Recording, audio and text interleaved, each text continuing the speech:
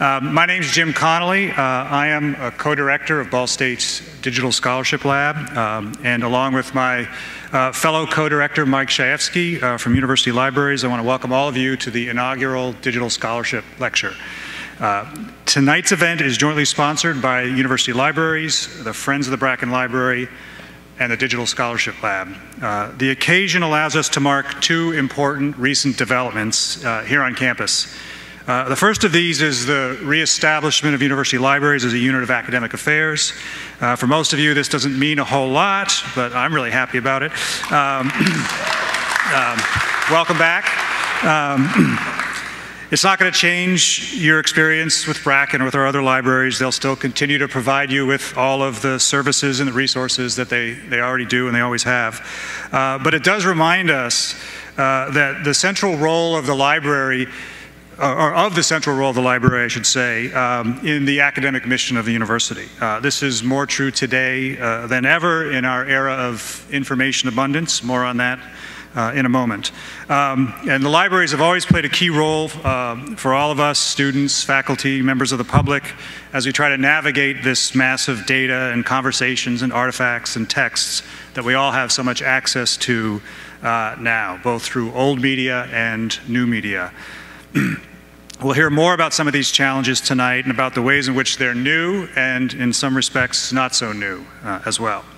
The second development I want to note is the establishment earlier this year of Ball State's Digital Scholarship Lab. The lab provides a hub for work amongst faculty, staff, and students that involves using digital resources and expertise. It receives support from the Office of the Provost, University Libraries, the Sponsored Project Administration, and the Office of Information Technology.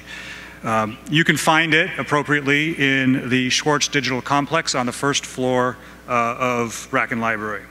I want to recognize as well the contributions of my colleagues Doug Seefelt, John Philwalk, and Brad Faust in getting the lab up to speed. And we would be remiss if we didn't acknowledge the support we've received from Ball State's leadership, particularly Phil Rep, Bob Morris, Matthew Shaw, Carolyn Kapinas, as well as the ongoing support of Marilyn Buck and Sue McDowell. There are a few things we want you to know about the lab. Three things, in fact. First, it offers a variety of forms of support for faculty pursuing digital scholarship, including fellowships that fund the initial stages of a project. Second, there are opportunities for students to work for us, for pay or for credit or for the experience. And third, we offer to faculty and grad students a variety of formal and informal opportunities to connect with colleagues and learn about new tools and methods. I hope you've had a chance to take note of the events that have been up on the screen this evening or in the program that you've received on the way in. I'll just note a couple things. There's a lunch next Thursday where we're going to learn about a set of basic text analysis tools from Stephen Sinclair from McGill University. And we have an open house on the 25th of October in the afternoon that will feature open data and open source software. You can find out about more of this at our website, or you can reach out to us by email at dsl at bsu.edu. You can also find us on social media. A couple of housekeeping notes. One is that we will have a little bit of time at the end of our session for audience questions, and we're recording this event for the future and creating more digital assets for the library to deal with. And so we'll make a microphone available to you when you ask the question. So before you start shouting your question, please wait for the microphone. Please keep the questions as brief as you can, since we're trying to get as many in the time available. Student sign-in sheets will be available afterwards in the lobby. And you can stop on your way out and sign in if you need to. Copies of When We Are No More, our speaker Abby Smith Rumsey's recent book, will be on sale in the lobby after the talk, and she'll be available to sign them for those interested. I'll turn it over now to Susan McDowell, the Associate Vice President for Research, who will introduce our speaker.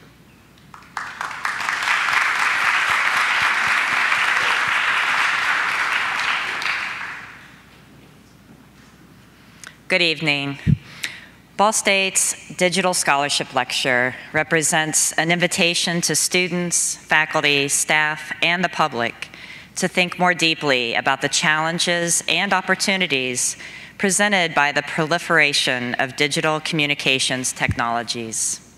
Nobody is better suited to help us do that than Dr. Abby Smith Rumsey, a writer and thinker who has spent her career examining the relationship between our cultural record and the changing media landscape. Over the course of her career, Dr. Rumsey has written and lectured widely on the impact of new information technologies on perceptions of history and time, the changing roles of libraries and archives, the nature of evidence, and intellectual property policies in the digital age. She draws upon this experience as well as on her training as historian in her recent book, When We Are No More: How Digital Memory Will Shape Our Future.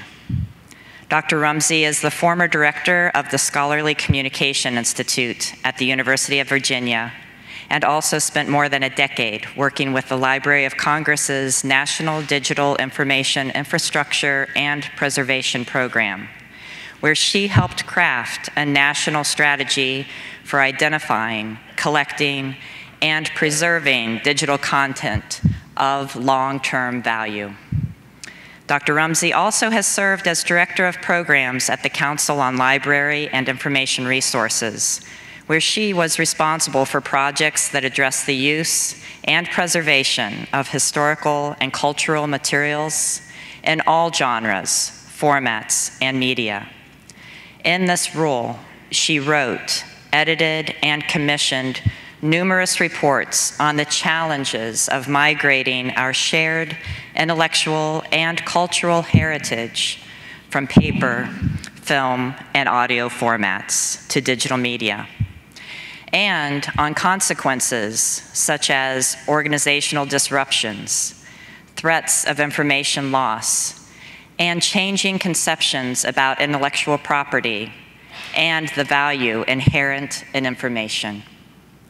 Dr. Rumsey also has served as a member of the National Science Foundation's Blue Ribbon Task Force on Sustainable Digital Preservation and Access, and on the American Council of Learned Societies Commission on Cyber Infrastructure for the Humanities and Social Sciences.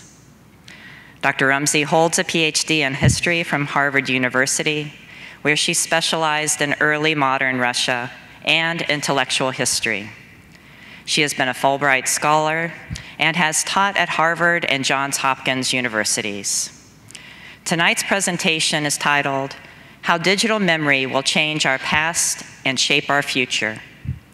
It is derived from When We Are No More, copies of which are available for sale and signing after this lecture. Please join me in welcoming Dr. Abby Smith Rumsey to Ball State for the inaugural Digital Scholarship Lecture.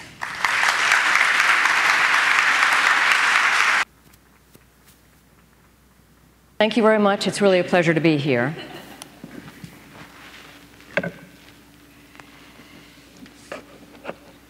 So tonight I want to talk about memory technologies. And in my hand, I'm holding a really phenomenal memory technology, the latest. It has over 100 gigs of memory. It holds movies, television, books. It has several mapping applications on it. It has all of my phone numbers, all of my contacts. It's connected to the internet, so it also serves as a portal to the world. It is, in fact, my personal library, and I can carry it in my pocket. And it is known to many of you as a cell phone, but I think of it as a computer because it does way more than just placing phone calls.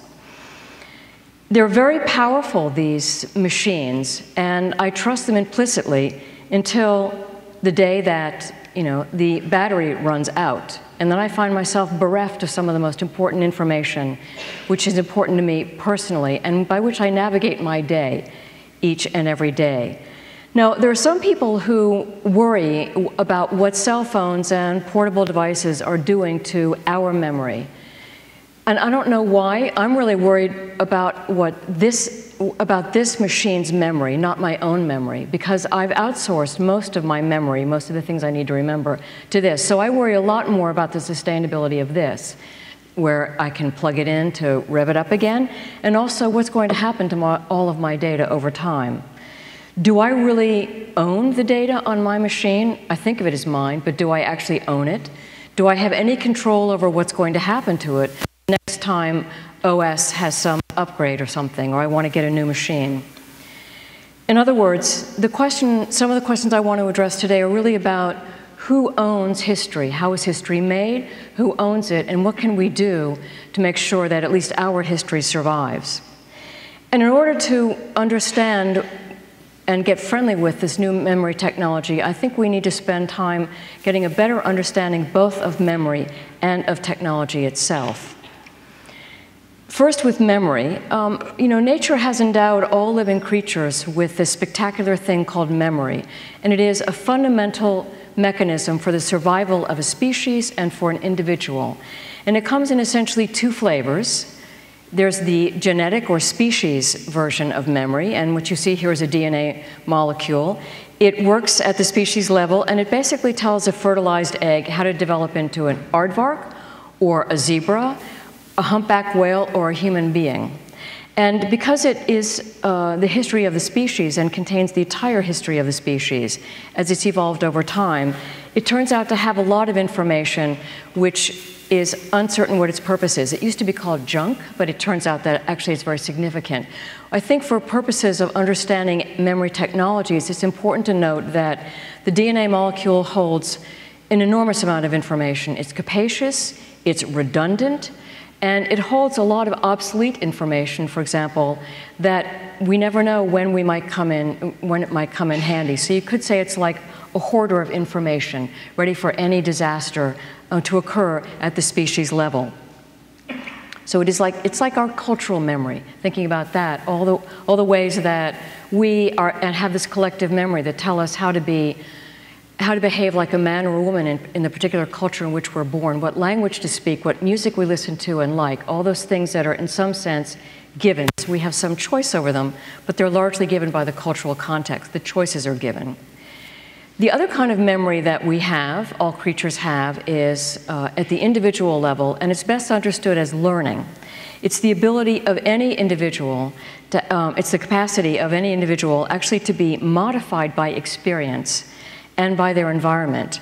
So what I'm showing you now is a kind of, I think of a sort of a superstar of the memory science field. It's a sea slug, which served as a source of great experiments and discovery by some scientists around the turn of the century, because it has apparently very large neurons in which they can see the sea slug actually learning and being physically modified by the knowledge it gains over time with its exploration of its universe.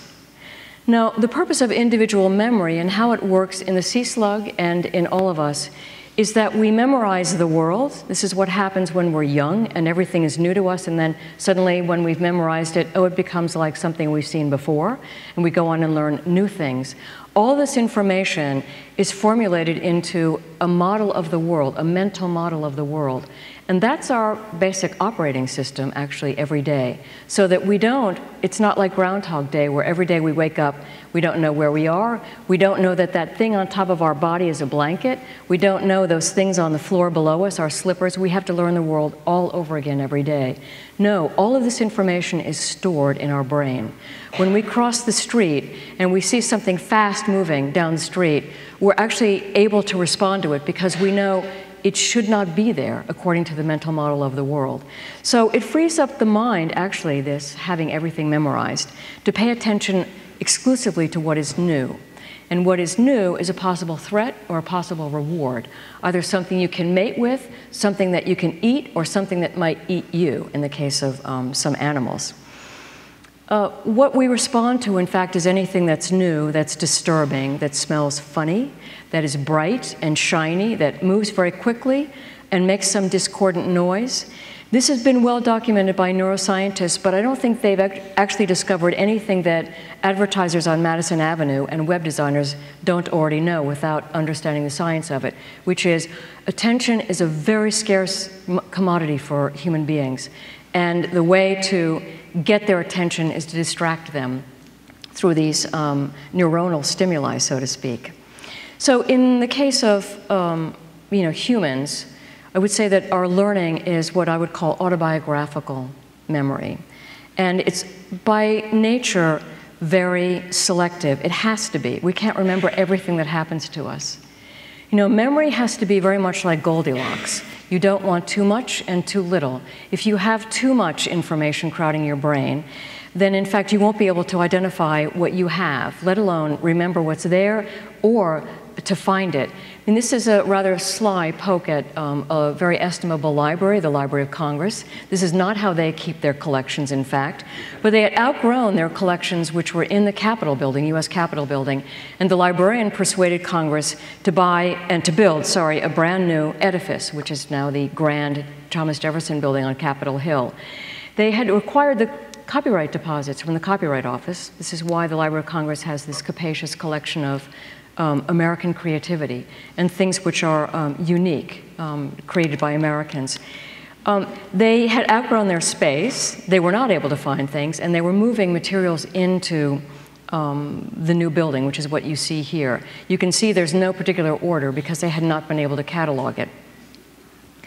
What you really want with a lot of information, no matter what size or how small it is you want order. You want it to be well ordered and you want to be able to retrieve it. And although this is my bookcase, it may not look particularly well ordered to you, I know where everything is. It's a model, it's a combination of sort of an abstract principle, which is, oh, these are all my things about Russia. These are all my Russian books. English and Russian, I jumble them all together. But more importantly for me, and I think this is very significant in the digital realm, when we don't actually order knowledge by ordering physical objects, I remember where things are because of where I've placed them. I have a spatial memory of where that shelf of Mayakovsky is. And I also remember that the book I got in Moscow in 1982 actually had a yellow cover, and the 1995 version has a blue cover, and I can spot them with my eye because we actually spatialize information as we learn it. We do not yet have such a way of spatializing information in the digital realm. And so while we feel overwhelmed sometimes with information, it's because we haven't developed these sophisticated spatial arrangements yet. Search, particularly for keywords, is an extremely crude, it's a very primitive way of searching for things. And it always gives an advantage to things that are best expressed in a couple of keywords. That's not a very deep level of expression of human thought or human desires. What do we actually want? So it's very different with physical objects. And we haven't yet been able to port that kind of genius of spatialization into the digital world. It's something that I hope that some of you are thinking about getting into, especially in the design world, because it's something we really need. Now, if too much memory is bad for you, then not enough memory is actually a disaster. It's actually destructive of human personality and integrity. This, some of you may recognize as a photograph of the British novelist and philosopher Iris Murdoch. Very prolific, with a bizarre, wonderful imagination. And she was just beginning to succumb to Alzheimer's disease when this picture was taken. It's why she's got such a strange expression on her face. She's really probably not sure what's going on. What happened with Iris, and those of you who have ever met anyone with amnesia or Alzheimer's know, what's salient to us is that they lose their sense of the past. They lose specific memories of the past. But what's really salient for thinking about memory as it functions in our lives is that they lose a sense of themselves because they have no autobiographical self to refer to. They don't really know what they like. They don't know how to dress themselves. They don't recognize the clothing that's in their closet. They don't know what they're supposed to do when they get up in the morning. She used to wake up in the morning and ask her husband, "Where are we going?" even though they were not going anywhere. She was completely disoriented, and spatially in time as well as space. But the key thing also, so that, it sort of shows that memory from nature's point of view is not about the past. It is about the future. It is about our ability to actually live into the future with a full set of instructions about how to behave. So there's really no such thing as a discipline, for example, a field, any studies that you do, that no matter how much they talk about the future, isn't deeply grounded in the past. And bereft of that past, it would lack its justification and its authentication in facts and prior knowledge. One of the things that is so striking about Iris is that, and really significant, I think, for those of you in the creative professions, or anyone who's trying to solve a problem, is what was notable with her was that without the past, she actually lacked the ability to imagine anything. And this is a little noted effect, little remarked effect of Alzheimer's and amnesia, is the loss of imagination, because you could say that imagination actually is memory in the future tense. You take what you know about the world and you transpose it into an unknown future. You want to know why so many sci-fi and futurist movies have an interesting design take on what is essentially the contemporary world? Because that's the limit of our knowledge, is the contemporary world. And so we always extrapolate that onto the future. You know, spatialization is a very important thing, and the ability to comprehend information in one place is very important. Some of you may recognize this map on the wall. It's essentially the A to Z, as they say in London. It's a street map of London. And this woman is bowing her head over it, knocking her brain out, learning what is called the knowledge. It's the knowledge of every single street in London that a cab driver has to have before they get their license. And they study this for up to 3 years. Many of them study this several hours a day, and they fail the test several times in a row before they're actually able to drive a cabbie. Believe it or not, Uber and Waze doesn't do nearly as well as the London cabbies do with their knowledge, because of their vernacular knowledge of the city and traffic and things like that. What you'll notice is, of course, that the entire city of London is kind of spatialized, and this person is developing a perfect mirror image of that map in her head. It's also interesting to note that when the brain, you know, the sea slugs, well, he doesn't have a brain, but any mammal, and you and I, when we acquire information, it goes to this center called the hippocampus, which deals with some short-term memory tasks. And it immediately places it into what are called place cells. It actually literally spatializes knowledge. You create a map of the information.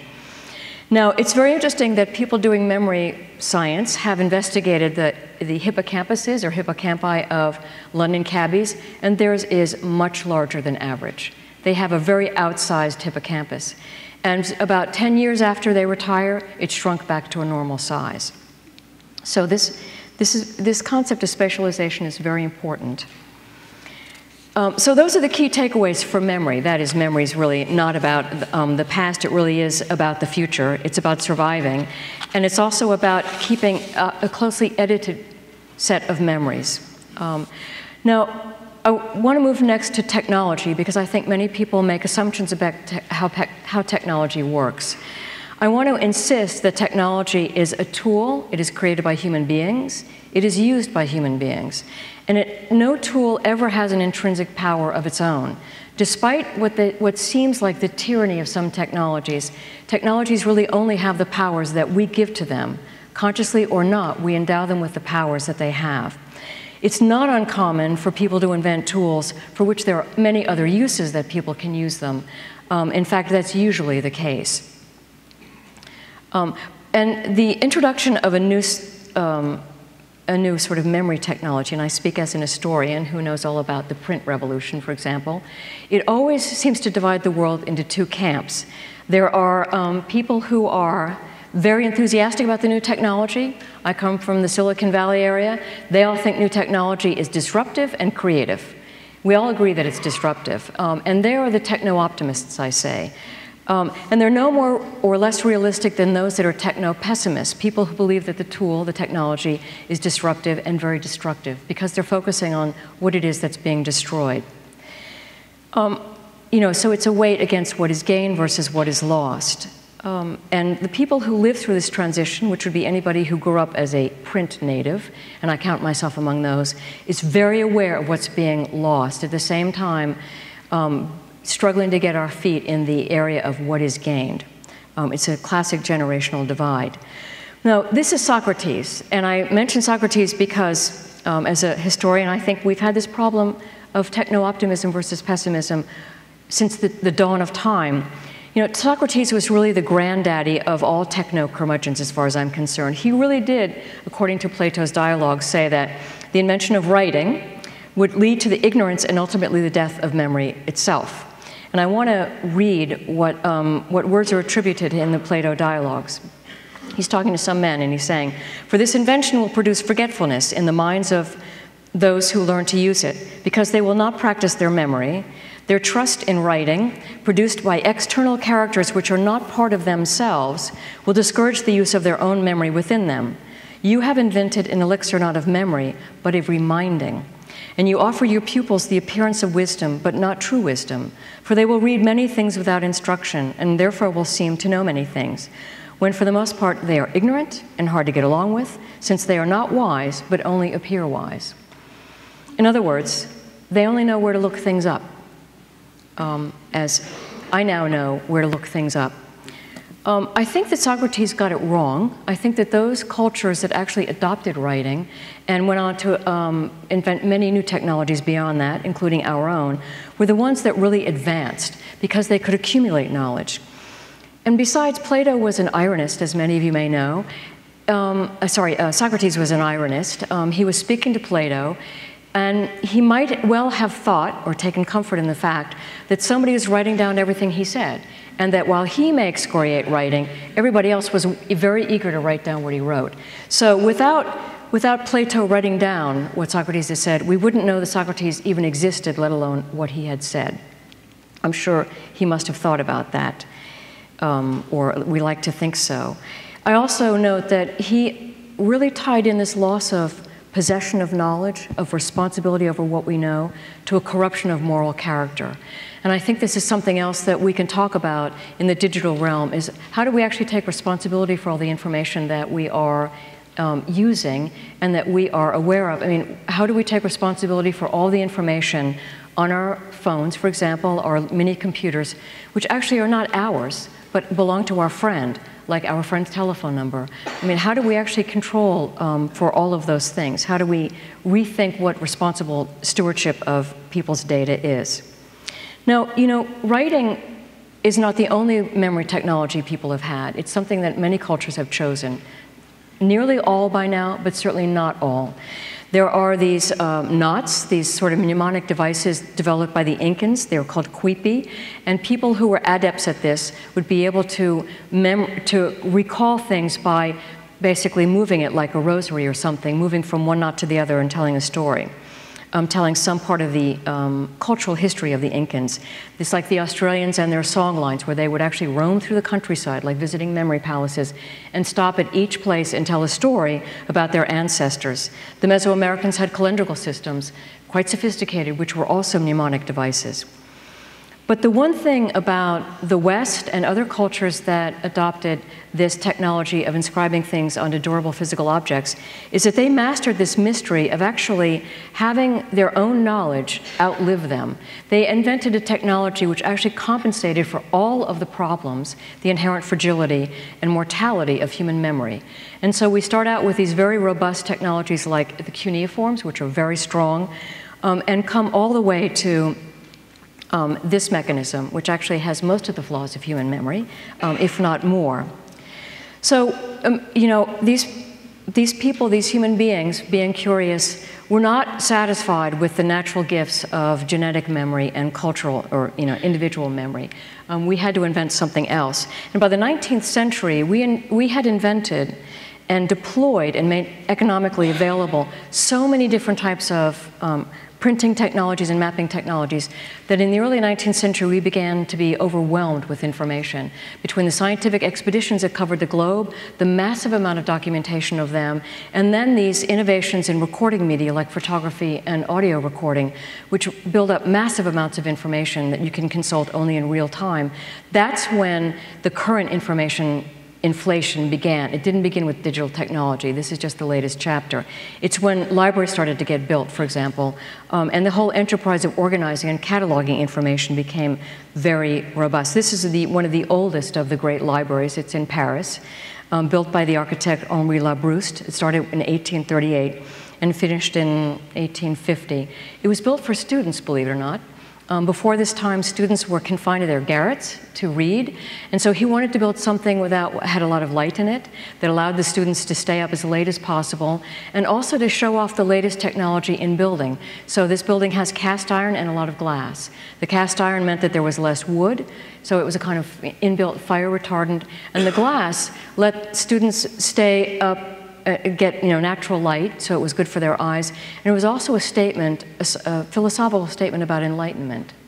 And And I think you'll see, as we do now, that this information technology of printing and readily accessible print for people in the 19th century was a political act for them. It was a political movement towards greater democracy and greater access to information. That should also sound familiar to people, you know, seeing our new technologies actually politically engaged technologies. And I want to indulge my own love of maps, and maybe some of yours, by showing an example of two maps in the 19th century that are forerunners of the ways that people actually began to understand how to represent massive amount of information in very small spaces. So if you want to know the cutting edge of design for information representation, you must talk to cartographers. I don't think people understand how sophisticated cartography is. It is the most information-dense form of information representation. This, it represents 4 dimensions, usually time and 3 dimensions, in 2 or 3 dimensions. So this was done I actually have to read you the title of this, Rivers and Mountains. It's called The New and Improved View of Comparative Heights of the Principal Mountains and Lengths of the Principal Rivers of the World, done by Gardner and Darnton in London in 1823. And you'll see what they've done is, it's basically a compare and contrast. They were fulfilling several different functions. They were showing explorations, the mountaintops that had been found by people like Humboldt, and the rivers that had been explored to the sources. They were arraying them comparatively, so you could see which ones were the biggest. It looks sort of like Christmas tree, you know, lights hanging down over these very fanciful mountains. And it conflates the information about the mountains. You can see which ones are volcanic and which ones are not. This was a raging genre back in the from the 1820s to 1850s. Rivers and mountains were very, very popular. And this also, atlases, which this is a physical atlas done in the 1840s, Germans do very good comprehensive physical atlases. And here we are comprehending time and history, the history of flora and fauna. You're seeing the fauna here. You'll notice just by the placement of that creature in the corner all by itself, it says, oh, this is different from all the other creatures. It's spatializing the information, priming you to look at it and say, oh, it's a dodo. In other words, it's extinct, and it's the only extinct species shown here. It's also showing people of the time that the Earth actually lived through several different time periods. In the 1840s, it was not very common for the average educated person outside of the fields of geology and science to think that the world was created sometime before 4004 BC, which is when biblical time, according to Usher, began. So he's representing many things, politically explosive, but in a very sort of beautiful way. So what about the digital age? Where are we with these problems of information representation and persistence of knowledge over time? Well, I'd say that the chief difference between this technology and any analog technology, and there probably is only one, and that is that you cannot read it. You need a machine to read it. I could put a book on a shelf, like those atlases, and look at it in 100 years. I'd pick it up and I'd read it, and if I didn't read German, I still would know that it represented something. Someone can pick up my phone in 100 years. If they can power it up, they can open the back, and they won't know what they're looking at. So we are doubly machine dependent now in a way that we had never been before. And we've also substituted a very robust, durable, and long-lived form of information carriers, to one which is actually worse than our memory. It's easily overwritten, it's very ephemeral. So we have this whole element now of machine dependence, which we haven't quite mastered yet.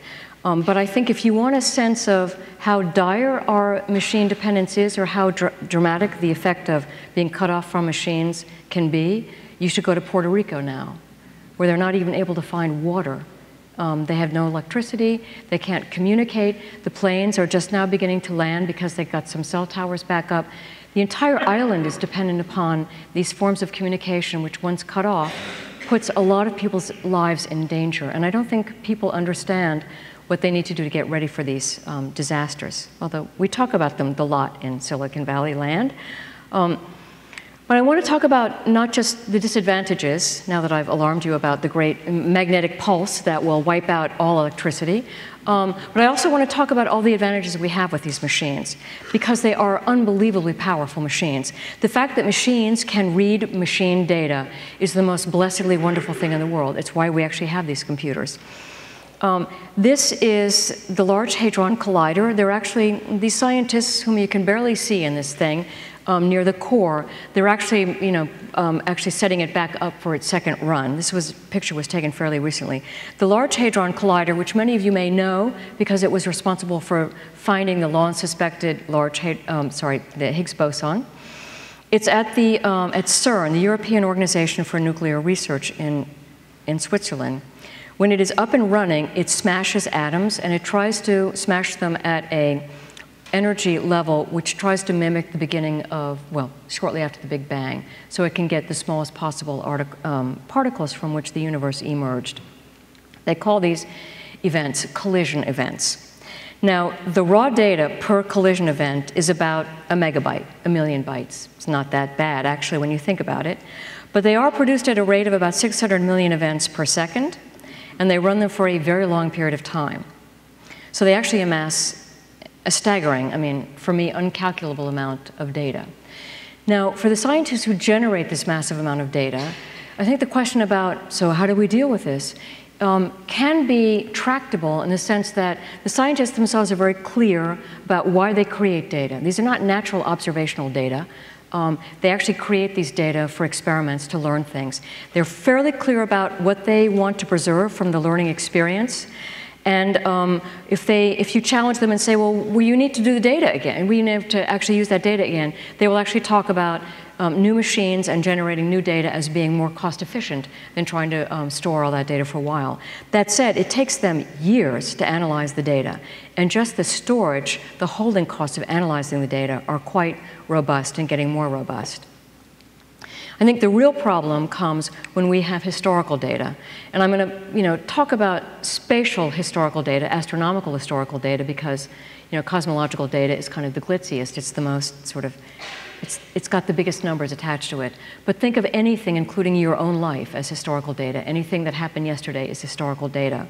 So the question about, and historians don't need me to mention this, but the thing about historical data is that it records a one-time event. If you lose it, you actually can't recreate it.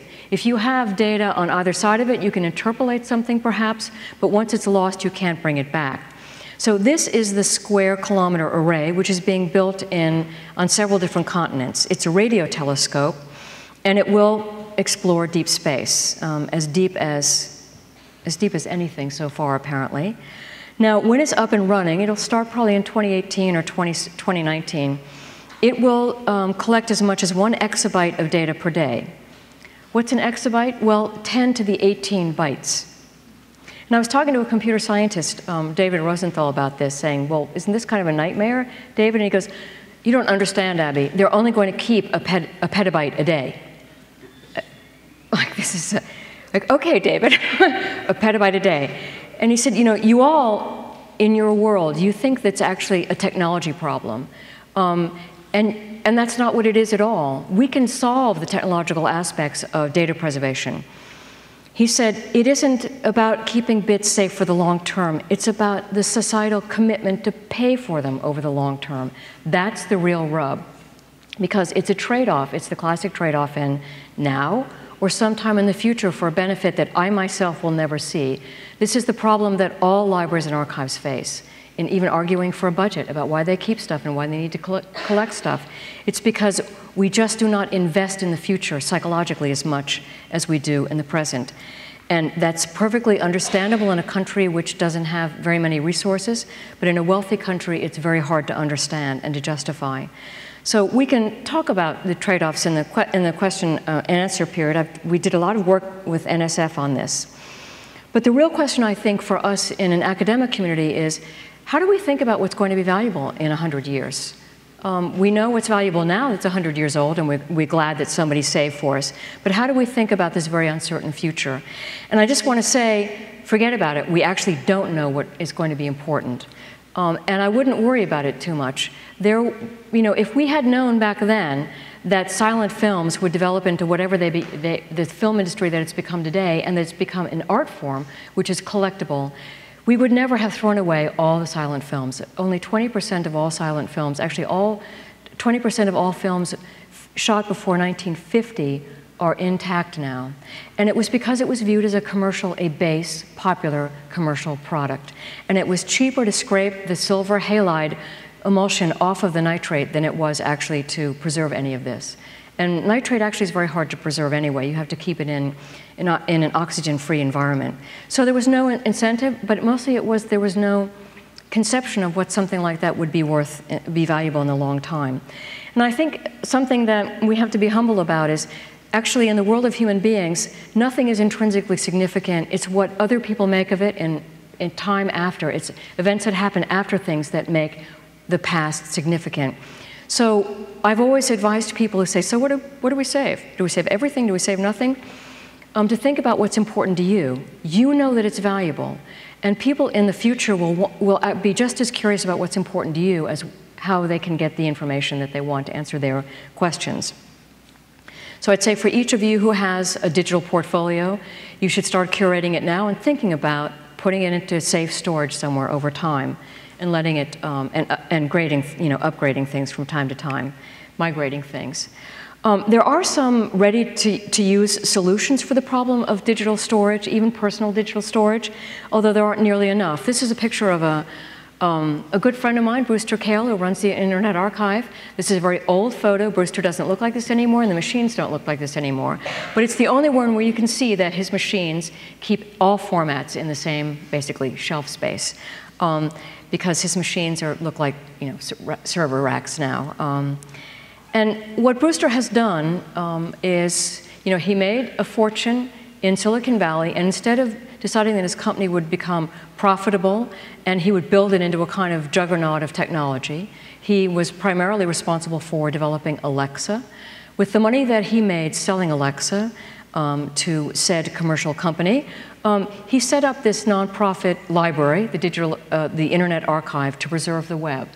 Because he has this romantic vision of a library being like the Internet enabling the Alexandria Library, which would be all information accessible to everybody over time.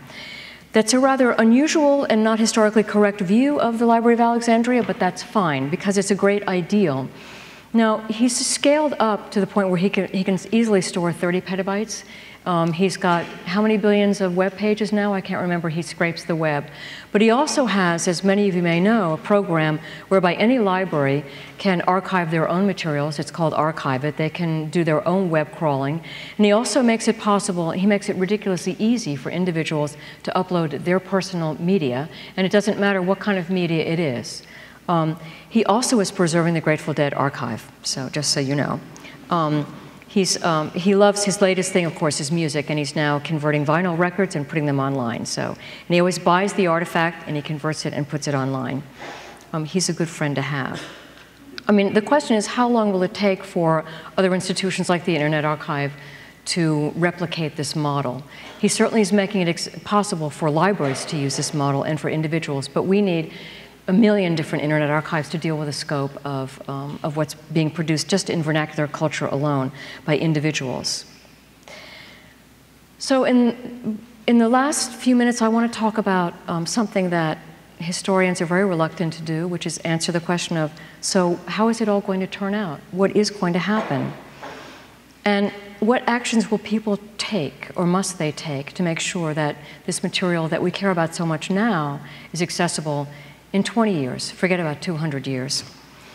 Well, I mean, I can say that there are certain things about information technologies which are completely, inexorably predictable, and they've happened from the first invention of the technology right through the digital. The first is selfies.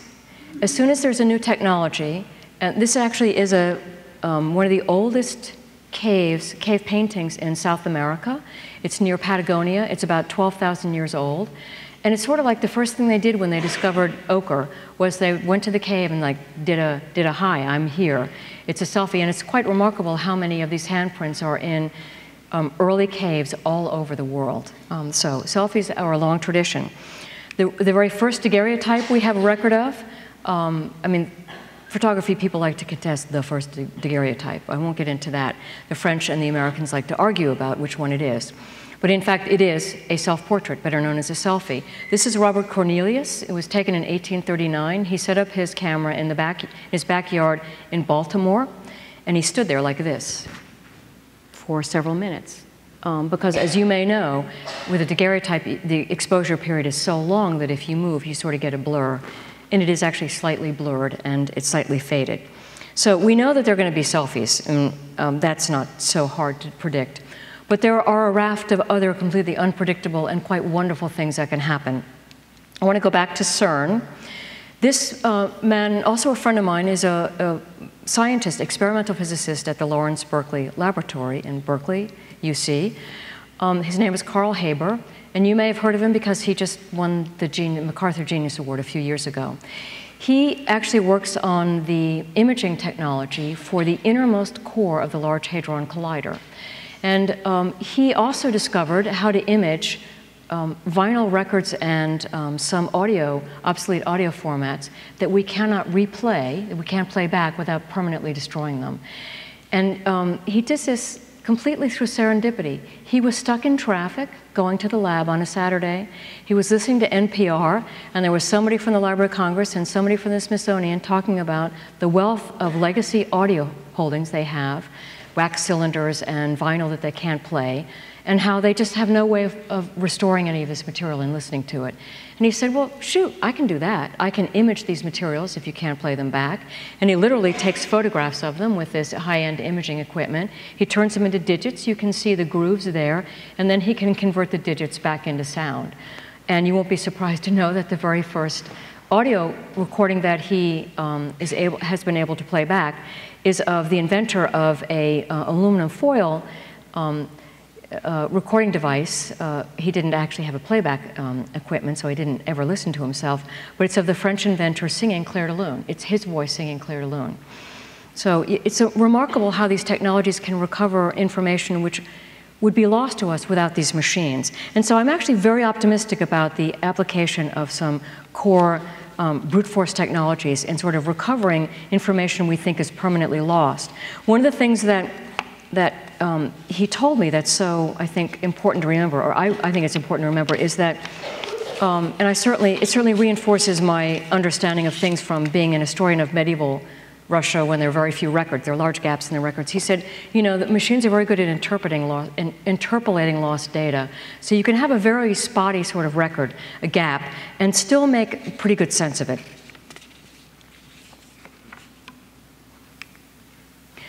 So I want to go back to this question of, you know, what happens to digital memory, because we have found ourselves in this funny situation of moving from the invention of this technology, a very robust technology. This, incidentally, is a cuneiform, and this dates about 2,300 years.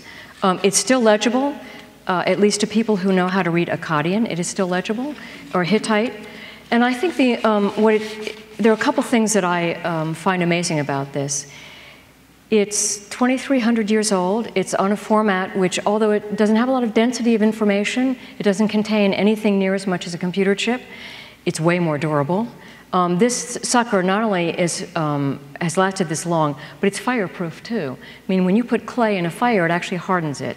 So it's actually the single most durable recording medium we've ever had. The other thing that's interesting about cuneiforms is they were invented by accountants. They were invented by Sumerian scribes who were charged with keeping track of trades, of goods and services. So for any of you who are studying accounting, I want to thank you and your profession for inventing civilization and culture as we know it, because it was record keeping that invented this. Why? Because they needed something which was tamper-proof. That's really all it was. They needed something that was tamper-proof. You cannot fiddle with this thing without leaving a trace that you've tried to forge the document. And so now we come to an era in which there is the most manipulatable data, I mean the most manipulatable form of information there is. As I think we know, it's very easy to tamper with digital data. Another thing that's fun to think about is, and this is also quite predictable. So this cuneiform, in Sumerian time, it took a long time for it to get into the hands of the consumers, several thousand years. But by this time, it wasn't just in the hands of bureaucrats. It was in the hands of other people. And so you can count on information technologies moving pretty quickly to three forms. One is propaganda.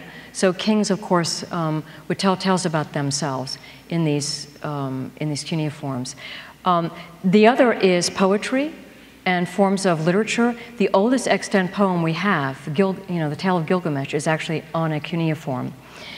And the third is prophecy.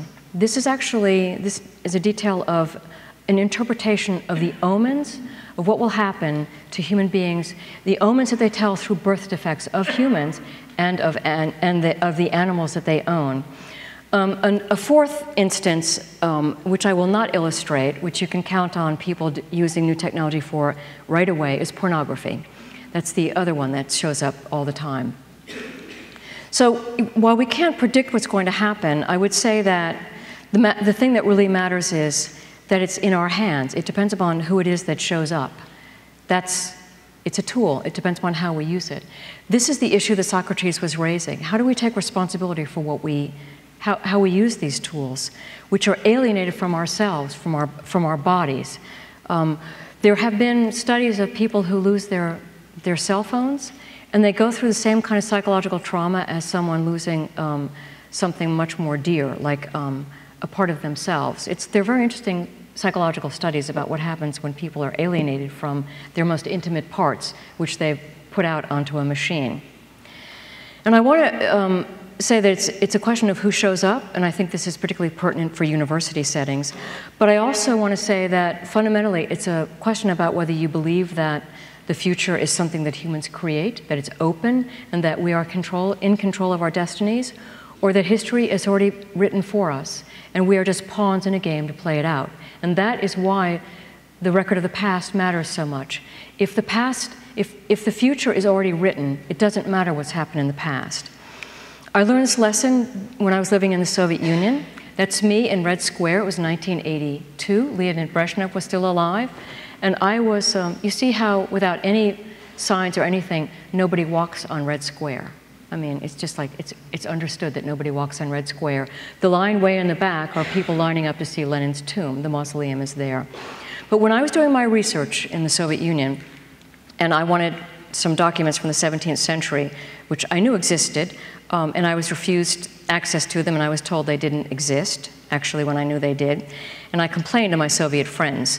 And they said, Abby, you Americans, you worry so much about the future. We don't have to worry about the future. Our future is known. It's the past we worry about. It's the past which is constantly changing. And when the past keeps changing, it means that who you are and who you think you are keep changing. So I just want to leave a word of caution that if we don't actually become brilliant stewards of our digital memory, then you can be really sure that someone else will come in and write your history for you. This is a debate very live on campuses today, I think, and the question of whose right is it to tell my story? Who gets to write my history? And I think if we don't, you have to understand that somebody else will. That's how the world works. It's how it's worked in the past, and it is how it will work in the future. I find it astonishing when I finished this book actually in the year 2015, and when it was published in 2016, I didn't think that anybody would understand if I stood up in front of a crowd and I said, gee, our digital memory is really fragile, it's really easy to mess with. But now I think we understand just how fragile it is and how easy it is to undermine trust in any kind of recording. I think it's astonishing, or I should say I have been astonished, that in the past 2 years, we are a country that seems not to recognize who we are. We don't recognize our fellow citizens. We don't understand our past. And many people are confused about how we came to this pass in our history. As a historian, I don't think it's that unusual or that uncommon.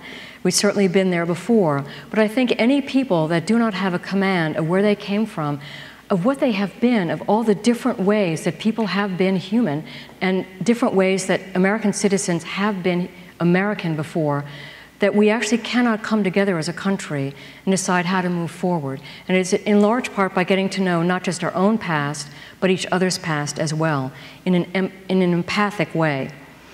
So I want to just close with one final image among my favorites. This is the oldest known image created by human beings. It's in Chauvet in France in a cave, of course, a deep cave. It's about 42,000 years old, and it contains really interesting information. We're not quite sure how it was done by whom. We can recognize an extinct species, now extinct, an aurochs, and we certainly know it was done by a human being because they signed it, but we don't know what it means. We don't know anything about what it means and what they intend to tell us.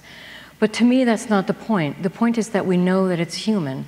And as long as we keep asking questions about what it means, we will know more about ourselves as a species.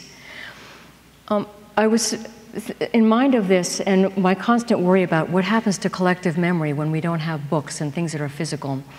Of the poet Czesław Miłosz, who was a Polish emigre and settled eventually in Berkeley.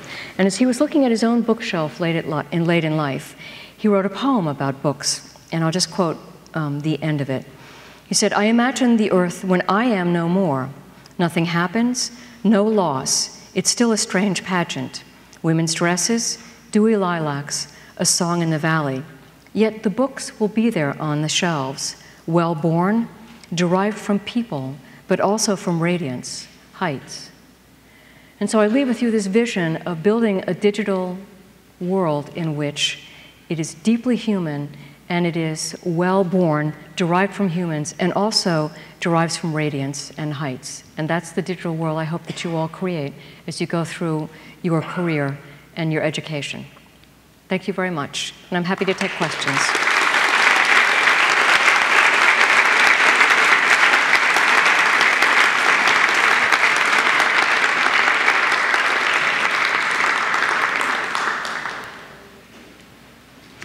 And I do mean questions. I will be available as long as you want to talk to me afterwards. So if you have something you want to say to me, I'm available afterwards. But a question would be very welcome that you all could share.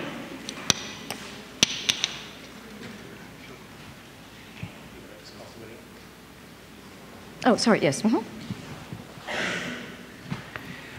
Thank you very much. I really appreciated your pay into the organic at the end, in effect, because another Russian historian, David Christian, in Maps of Time, values collective learning as much as I do, as much as apparently you do, but he also speaks of the capacity for humans to fragment, that there's this ongoing cycle, if you will, of centralization, fragmentation, that he maps out.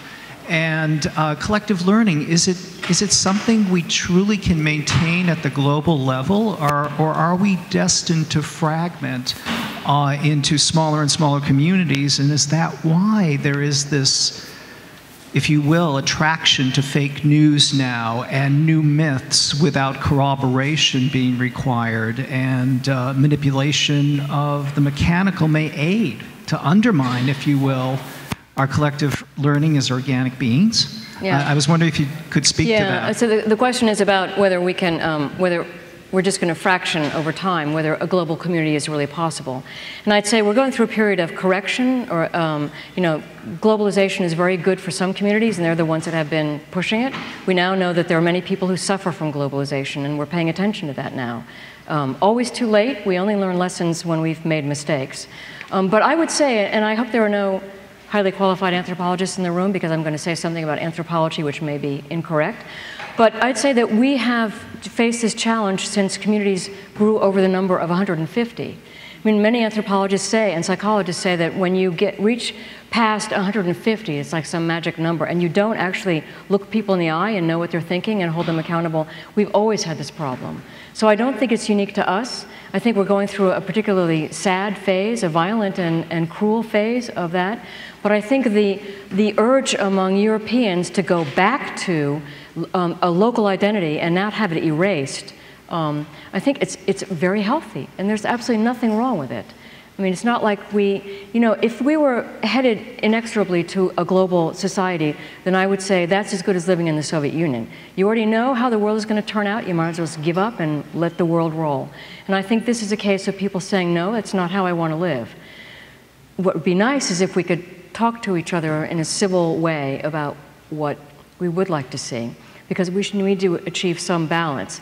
But there are trade-offs. If we cut back on all the advantages that global commercial products, for example, actually, if we cut back on that and behave more ethically, it means that this, which is an iPhone, could cost me as much as $3,000. And I don't know if I'd buy it, frankly. So, I mean, are we as consumers willing to actually be thinking about these things? Because that's what it comes down to, knowing what choices we're making. It's like going into a restaurant and wanting to know where the food came from. You're putting it in your stomach, why can't you find out where it's from? So that's one way of thinking about this, I think, this natural reaction to what seems like an unnaturally aggressive globalization. But I wait to see what happens to Brexit. That'll be very interesting.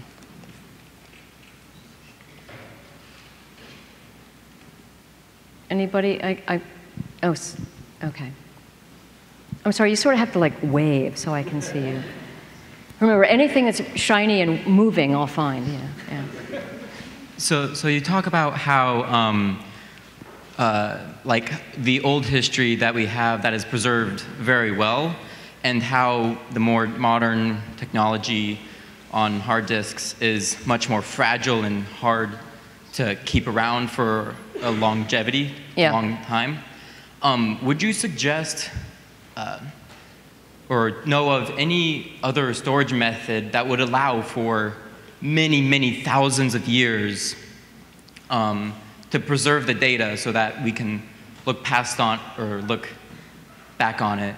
Mm-hmm. Is there, or would you suggest that type of memory? Yeah. Well, actually, if I knew, I wouldn't be here. I'd be a gazillionaire somewhere. Because there are many, many people working on this issue. I mean, the storage industry's really hit a wall. But before I answer that part of the question, I just want to say, please don't think that I stood up here and said, gee, the record of the past is really complete. It's actually very spotty, but there's a lot there. So we've lost a lot. And I think the lesson is you can lose a lot of information and still carry on and have a good sense of what happened in the past. But right now, there are some very robust experiments with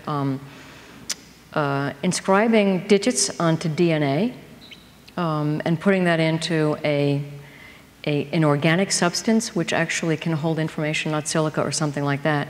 And I've had enough conversations with some storage experts in the Valley, as we call it, to know that the proof of concept is very strong, and Microsoft is actually working on it. I mean, the proof of concepts have been very interesting. They actually have been able to inscribe a lot of information using bits and DNA, put it through what preservation people would call 20,000-year testing. They actually simulate experiences of 20,000 years of stress, 2,000 years of stress, and then they can read it and the information is intact. But I've heard people argue about whether that's actually scalable or not. So I don't know. But we know inscribing things onto tiny, tiny little disks, that's not really scalable. So the question is really what is scalable? And this instinct that it has to be durable physical matter as opposed to chips or hard drives or something magnetic. It's very strong in the storage community. It's an instinct because they don't use those things anymore, but I think it's becoming critical at this point. But stay posted. I mean, when they solve that problem, it'll be headlines.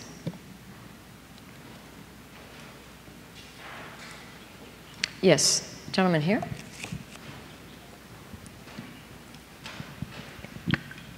So my question has to do, it relates to Dr. Alves.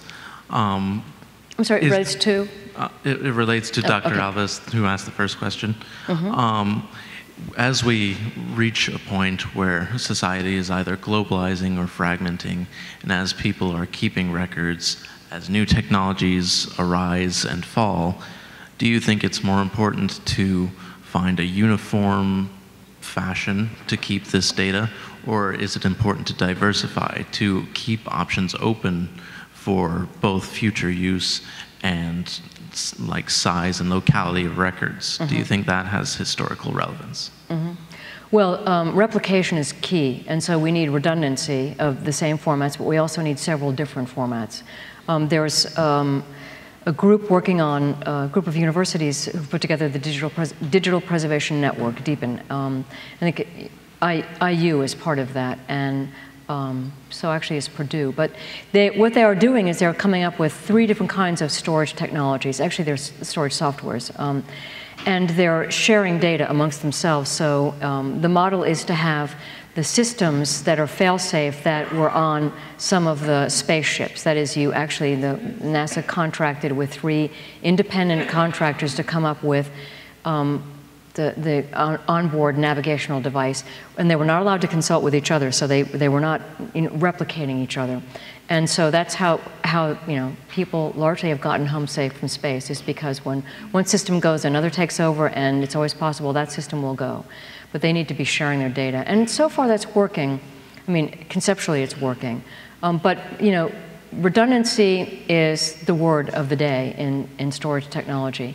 And the real question is how much is too much redundancy? Also physical, dispersion. So I back up everything like manically. After every day I save all my precious words on an external drive. And whenever I go to a different place, granted they're both in the seismic zone of California, but we have another place way up the shore, and I always bring my computer and back up on the storage device there. So it's not foolproof, but at least, I think about it. I don't think many people spend too much time thinking about this. Actually, very sophisticated people don't back up very much. And you certainly want something, in your dorm room and at your parents' house at this stage in your life, somehow. I actually, the question sort of that you're begging is, well, gee, what about the cloud? And I use the cloud, but for nothing that I care critically about, because it's not clear to me that, the cloud are commercial services, and it's not clear to me what they do with it. It's not as if I have any reason to suspect that Amazon 3 is up to no good or that they have failed. So far as I know, they haven't. But I'm just a skeptic about the cloud as a solution. But it's a great way to share and to sync. Yes, there's a question here.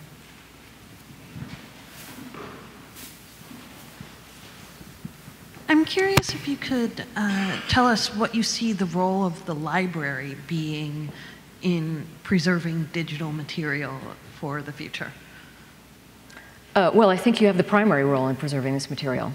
Whether you call it a digital archive or a digital library, I think that libraries, particularly in research institutions, absolutely are the organization most responsible for this.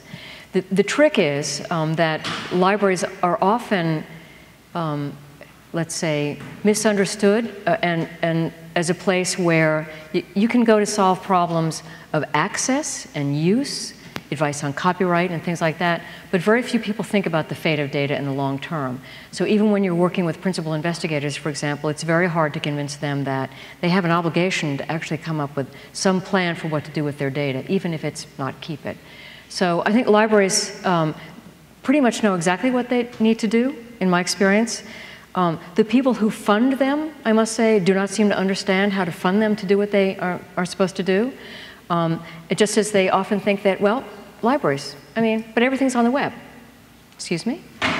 So I think that libraries have a very hard time advocating for their role in a community, I should say on a campus.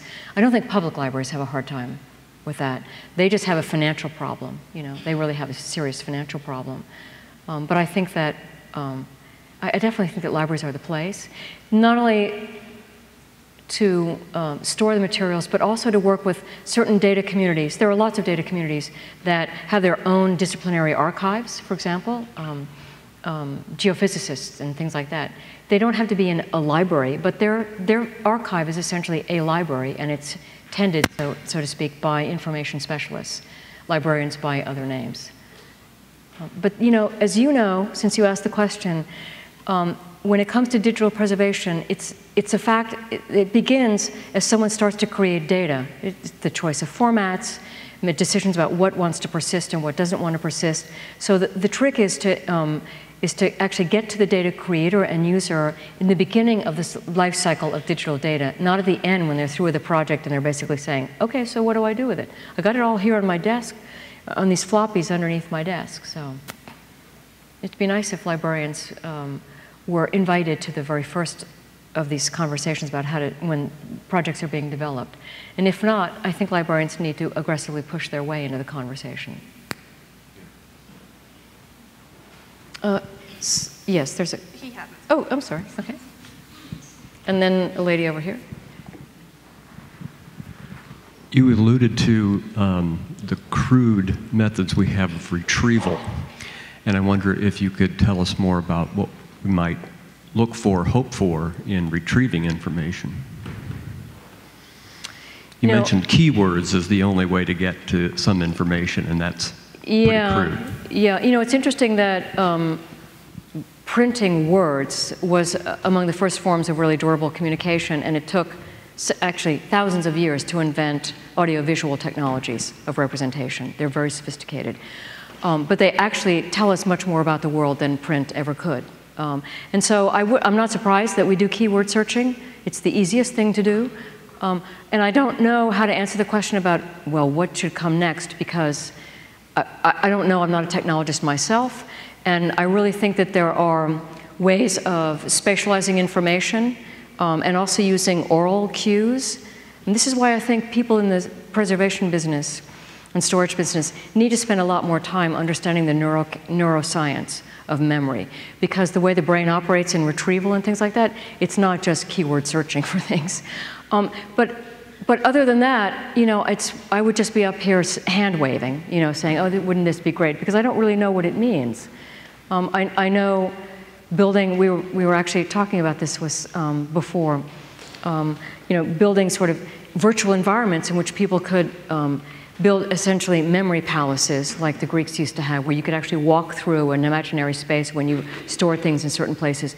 It does leverage some of that spatial orientation we have in our brain, but I think we need to have considerably more information about how the brain operates and how to create simulated virtual experiences. Augmented reality would be one thing, you know, which would sort of, as a professor has told me, it would actually meld the physical with the virtual. But I think we're just at the beginning of this. I don't think enough people working in this area even consider this a problem yet, because keyword searching has worked fairly well. I will say that without, I shouldn't sell our search engines so short, because you'll notice now that anytime you search for something on, let's say, Google, you actually get the information essentially geo-referenced. You actually get the nearest place you can buy something, or where the organization is. You get a map. 9 times out of 10, you will get a map. And most people find their way around the consumer world now, your local neighborhood, by going to a mapping app and just wanting to know where the local restaurants are. So we're already using maps as a way of organizing information, as a kind of armature for information. So that's in a real sense spatializing information and organizing information. And there it's very relevant to your location, which is why you have to click, yes, you can follow me, you can let the machines know where I am. And there the trade-off is between privacy and like knowledge and convenience. So yes. Mm-hmm.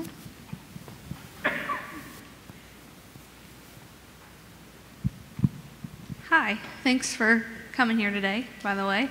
A lot of times in history, we think about it up until even like the last 20 years as the history is told by the winners a lot of times, and the losers' voices get lost a lot of times.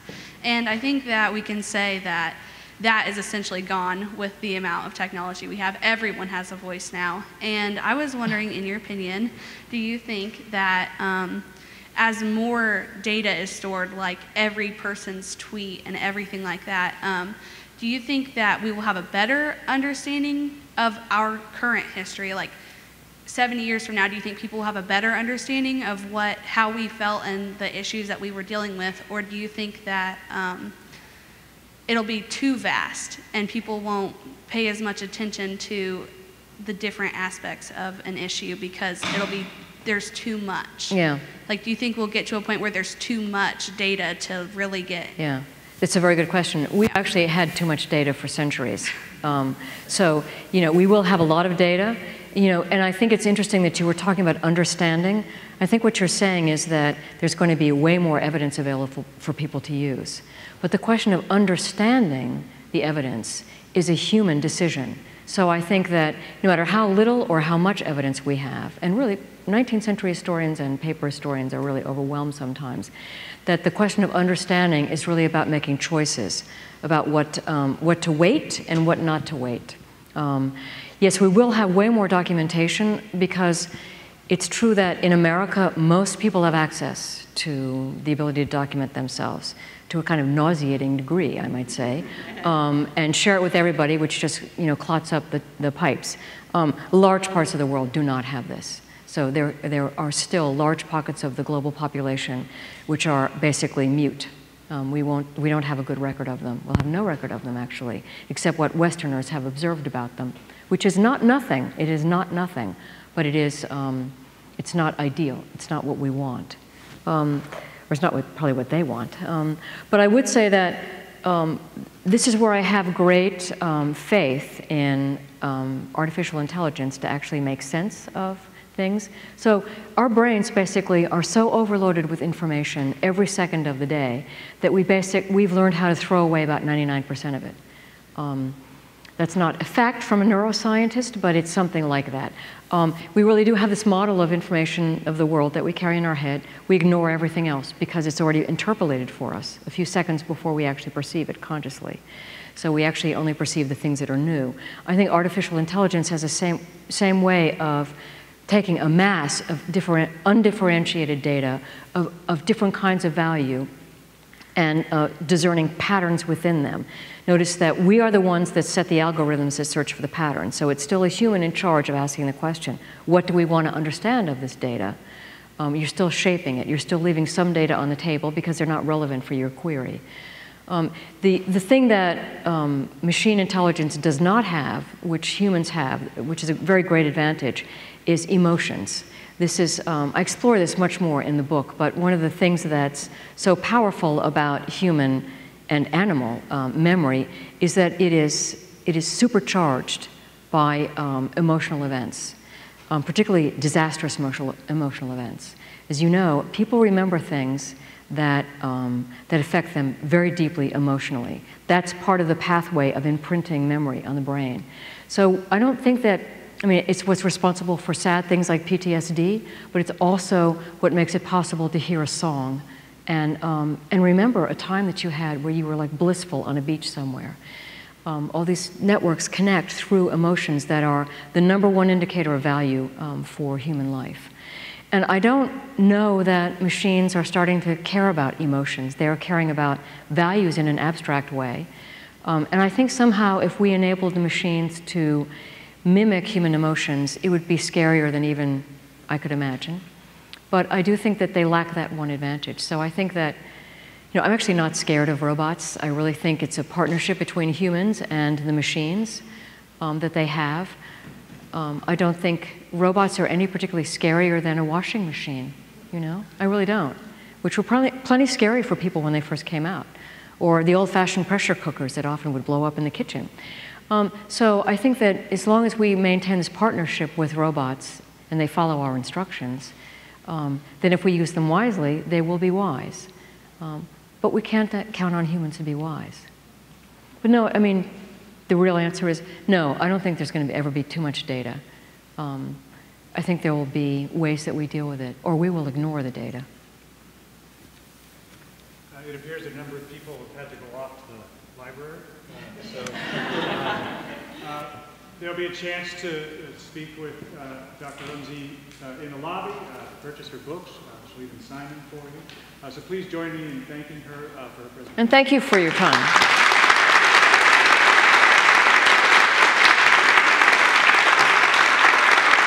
Thank you.